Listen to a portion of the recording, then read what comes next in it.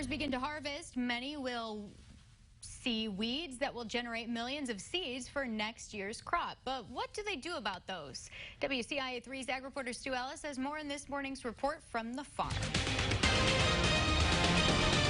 Seth Strom says, You do not want to let those plants be able to pass on their genetic information for the next generation, because you're going to have to be controlling those plants next year. but you've got tens of thousands in a soybean field. How do I get them out? Right. And that's the tough thing. You used to walk beans, and now, with the number of acres, that's getting harder and harder to do. So you got to start planning ahead earlier in the season and just taking every available option, early on, to try to limit those number of plants you have to control later in the year.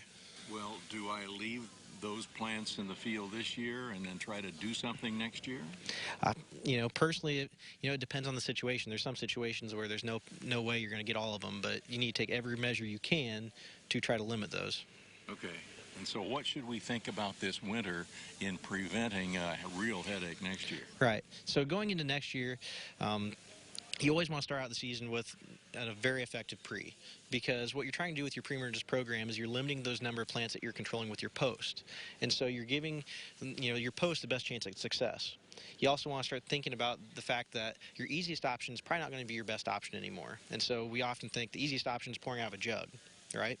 But in today's world, you need to start thinking of other options, such as incorporating cover crops, pulling out that row cultivator, and mechanically removing those plants earlier in the season.